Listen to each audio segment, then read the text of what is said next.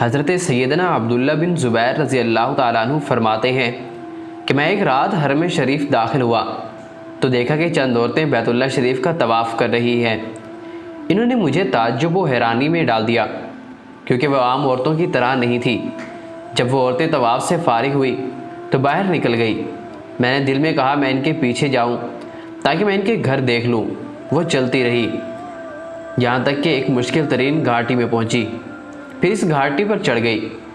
میں ان کے پیچھے پیچھے اس پر چڑھ گیا، پھر وہ اس سے اتری تو میں بھی نیچے اتر گیا۔ وہ ایک ویران جنگل میں داخل ہوئی تو میں بھی ان کے پیچھے داخل ہو گیا۔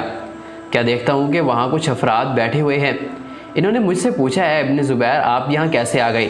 میں نے جواب دینے کی بجائے ان سے سوال کر دیا کہ آپ لوگ کون ہیں؟ انہوں نے کہا ہم جنات ہیں۔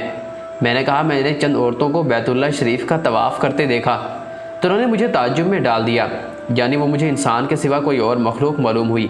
چنانچہ میں ان کے پیچھے چل پڑا یہاں تک کہ اس جگہ پہنچ گیا۔ انہوں نے کہا یہ ہماری عورتیں یعنی جنات میں سے تھی۔ اے ابن زبیر رضی اللہ تعالیٰ عنہ آپ کیا پسند کریں گے؟ میں نے کہا پکی ہوئی تازہ کھجوریں کھانے کو دل چاہ رہا ہے۔ حالانکہ اس وقت مکہ مکرمہ میں تازہ کھجور کا کہیں نام و نشان نہ تھا، لیکن وہ میرے پاس پکی ہوئی تازہ کھجوریں لے آئے۔ جب میں کھا چکا تو انہوں نے مجھ سے کہا جو باقی بچ گئی ہیں ان کو آپ اپنے ساتھ لے جائیں۔ حضرت ابن زبیر فرماتے ہیں کہ میں نے وہ بچی ہوئی کھجوریں اٹھائی اور گھر واپس آ گیا۔